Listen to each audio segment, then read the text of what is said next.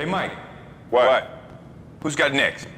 What's good, y'all? It's your man, Hezo, and welcome back to the Blacktop, where I always got next. Man, I'm still hype as hell about that game last night. Both incredible games to watch. I didn't really catch too much of the Pelicans and Clippers game. I did catch the end of it. I was obviously recording a video and doing some other things. Caught bits and pieces of it, but both incredible games, and the playoffs are locked in, man. 1 through 8. The Hawks and Pelicans are both the last two teams to get in, and they start today, and I am excited. Game 1, I think, is the Jazz and Mavericks, so I'm going to be catching that game here shortly. So I'm going to be doing some predictions, who I think is going to win the first round, all that type of stuff. But before I dive into all that, as always, if you're new to my channel, hit that subscribe button. Help me grow my channel out. As always, I greatly appreciate it. Let's get right into it. So the first series I got on mine right now is obviously the Hawks and the Heat. Fresh off the game last night. And y'all know where I'm going with this pick. Obviously, I'm going to pick my guys. I'm not going to pick against us, even though I know realistically it's going to be an extremely tough battle. This is not the Knicks of last year. They are the #1 seed. But at the end of the day, man, let's not act like the Heat are just that much superior and they're unbeatable. I mean, I know Heat fans was flaming me in the comments for what I was saying in my one video, and that's cool. I don't care. I mean, I'm all for it. Come at me all you want, but let's not act like the Heat have just been a spectacular team all season. I think they only finished like 5 games above Atlanta, which is not really that crazy considering from the 1 to the 8 seed. So it's going to be a dogfight. Now, here's the thing. If Clint Capella doesn't play, we're probably not going to win the series realistically, because they need his offensive rebounding. They need his defense, because Miami, the way that they play, they are a tough team. They hit you, all that type of stuff. They're a good rebounding team, good three-point shooting team, one of the best defensive teams in basketball. So we need my guy Clint back there. And if John Collins don't play, that's going to be another big issue for the Hawks, because they definitely need his scoring and rebounding and all that as well. It's going to be a dogfight. But again, I'm picking the Hawks.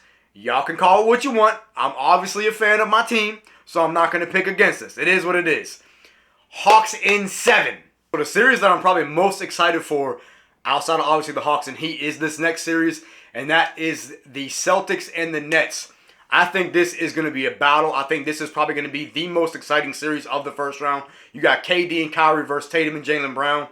And I'll be honest with you, I know that the Celtics are probably favored realistically by Vegas, but a lot of people are probably picking the Nets. Not me. I'm actually not picking the Nets. I got the Celtics in 6.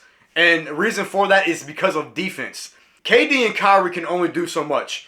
And they showed that even when KD scores 55, when he put up 55 against Atlanta and they still lost, that's a problem. Because if you don't get production from other guys, then it's pretty much just KD and Kyrie versus everybody. And Boston has the role players. Now, I know they're down Robert Williams. If they were playing with Robert Williams, I think Brooklyn honestly might get swept. What? Don't come at me. Don't come at me. That's just my opinion. I don't think Brooklyn's as good as people think they are. Obviously, they have the 2 best offensive players on that team. But Tatum has been on another level this year, especially as of recent. They went on a crazy run to close out the season, 25-4 or something crazy like that. Jaylen Brown's been playing excellent. Marcus Smart, Defensive Player of the Year candidate. I mean, come on. They just, from top to bottom, they just have a better roster. Ime Udoka has done an excellent job with the Celtics this year. So it's going to really come down to role players, because you know what you're going to get out of KD and Kyrie. You know what you're going to get out of Jaylen Brown and Jason Tatum. It's going to come down to the role players. And let's be honest, the Celtics have a better role players. So I got the Celtics in 6 for that series. It's going to be a dogfight. This is one of the series that I'm most excited for. But Celtics in 6. So let's talk about the defending champs in the Bulls series, man. Honestly, I think this is probably going to be the most lopsided series out of the Eastern Conference. And not taking anything away from the Bulls, because they had a pretty good season, but at the end of the day, they collapsed in the second half after the All-Star break. They're not good against top teams in the East, and I just don't see them being able to hang with Milwaukee. I got the Bucks in 5. I mean, it may even be a sweep for real. I'm being generous, because there's no one on that team that can guard Giannis. I think if the Bulls do get a game, it's probably going to be from DeRozan going crazy for 40 or Levine going crazy for 40 and the Bucks just having a bad shooting night. I mean, it's going to be a gentleman's sweep. The Bulls, they can't hang with the Bucks. Call for what it is. The Bucks are just a superior team. It's that simple. You never know what you're going to get from Vooch. He's up and down. He's streaky. Zach LaVine has kind of been up and down lately. DeRozan has definitely cooled off. Lonzo, their best on-ball defender for a guard, him and Caruso. Lonzo's out. I just don't know. I just don't see the Bulls making it past the Bucks, and I don't think anybody does. I think everybody in the world, outside of probably Chicago, is picking the Bucks. And I think low-key Chicago fans are probably picking Milwaukee too. So I got the Bucks in 5, man. Final series in the Eastern Conference. We got the Sixers and Raptors, and this is going to be a super exciting series as well. This is one of the series that I'm most excited for, and I'll be honest with you, I probably don't have the tradition. What the hell am I trying to say? The pick that is most people's opinion. I'm going with the Raptors, man. I think the Raptors are going to win in 6, and the main reason for that is I don't trust James Harden in the playoffs. I mean, he came out and he was saying that he has nothing to prove.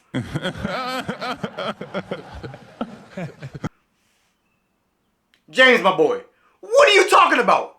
You have everything to prove, bro. You have not done anything in the playoffs. Every time you get to the Western Conference Finals, when you was with the Rockets, you folded. James Harden has everything to prove.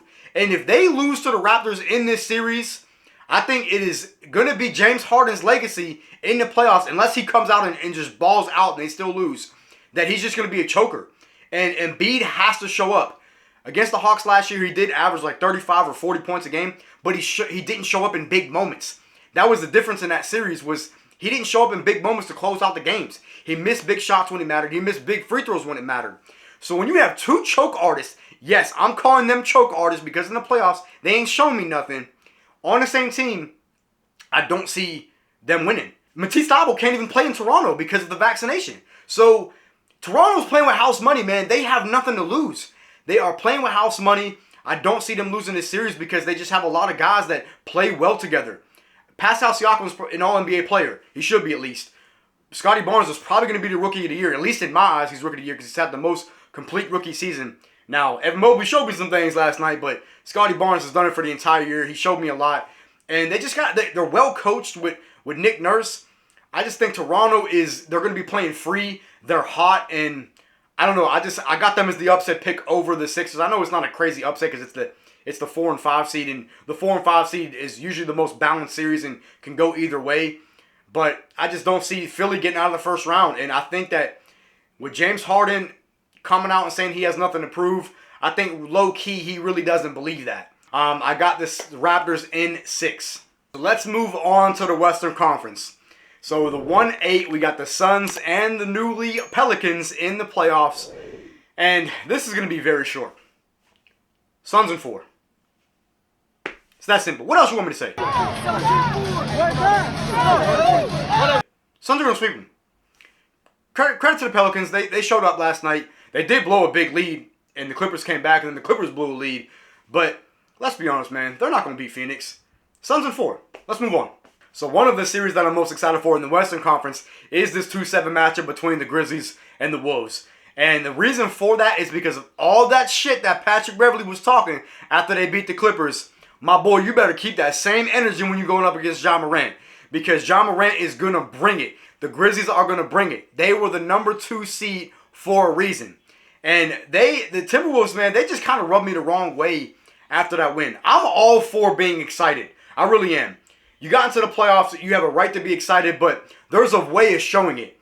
And what happened to being humble, man? I mean, when you think about guys that have made the playoffs in the past and really went to the finals in the past and how humble they were, and I know not everybody's Kobe, but when you go back and look at Kobe when he said, what's there to be excited about? Job's not finished. You're only half happy, or? Still to be happy about. You're up 2-0. Job's not finished. Job finished? I don't think so. The job ain't finished, man. What are y'all so hype about? You're hype about being the 7th seed? Come on, man. What are we talking about? You better bring it. Patrick Beverley better show up in that series, or else he's gonna catch a lot of heat. And I know that's who Patrick Beverley is. He's always been that little menace that gets under your skin, and that's his game. That's who he is.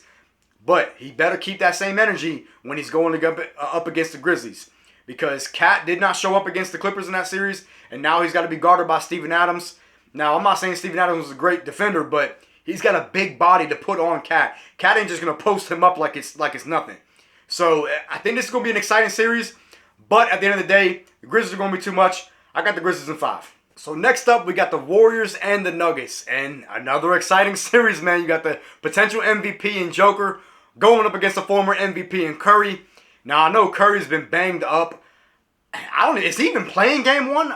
Y'all tell me, because I don't know. I haven't really followed the Warriors all like that and followed the Nuggets all like that. But credit to the Joker for carrying that Nuggets team to a top 6 seed with no Jamal Murray, with no MPJ. So I think this is going to be a hard-fought series, but at the end of the day, the Warriors are going to be too much, especially if Curry is healthy. Clay's healthy and has really looked good recently. Draymond should be back. If he's not back already, again, y'all let me know. I have not followed the Warriors all like that. It's going to be a hard-fought series, but I got the Warriors in 6. I just think that their scoring is going to be too much. I wish Wiseman was playing, but Joker, I think, is going to have to do a little bit too much for the Nuggets for him to single-handedly beat not a stacked Warriors squad, but a really good Warriors team. They need to have Andrew Wiggins show up. Andrew Wiggins has to be the all-star that he was this season. So, I got the Warriors in 6, man. So, this last and final series, I think there is the most on the line for this series. And what I mean by that, when you look at it from the Mavericks' perspective, now I know Luka is 1,000% out for game 1. When you look at it from the Mavericks' perspective, if they go another season with Luka losing in the first round, now again, Luka's hurt, so he's probably going to get a pass for that. But at some point, you got to start looking, especially if he plays and only misses 1 game. We'll see what happens game 2. But if he only misses 1 game and they lose in the first round, especially to the Jazz, who have not been great this year, then you really have to start looking at Luka in, is he going to be a playoff failure? Now, before y'all come at me in the comments, I know he played well against the Clippers last year, but at the end of the day, they were up 3-2 with a home game. Correct me if I'm wrong on that. Let me know. And they didn't get it done. So, a lot on the line for the Mavericks. When you look at it from the Jazz perspective, and with Luka being hurt, if Luka for some reason misses game 2 as well, and they lose this series with him being out game 1 and game 2, blow up the team, man. You have to, because you cannot go out like that if Luka is injured during this series and they lose to the Mavericks. You have to blow up this roster if that's the case. Even if Luka comes back and plays games 3, 4, 5, however many games it goes, and the Jazz lose, it's over for this team. It is over for this team. They have constantly been a playoff failure. They've always been a good regular season team, but they can never get it done in the playoffs. They blew a 3-1 lead. I think it was in the bubble that year. Correct me if I'm wrong on that. I can't remember. But they just have been always a playoff failure. So a lot at stake for this series. Realistically, I don't even know which way I'm going to go with this series. I'm leaning towards the Mavericks if Luka's healthy. If Luka's healthy and plays game 2 on, I'm going with the Mavericks. If Luka's not healthy, I'm going with the Jazz. So this is kind of a toss-up series. I'm sticking with the Mavericks for now, unless I find out that Luka's not playing game 2 or game 3. Then I'm gonna go with the Jazz. So that's pretty much it, man. That's all my picks for the first round. I'm so excited to get these games started and start watching. Right at 1 o'clock, Jazz and Mavericks. Just talked about it. Game 1, 1 o'clock. I'm excited. Let me know what y'all think in the comments. Who are y'all picks for the first round? Leave a like, and I will catch y'all next episode.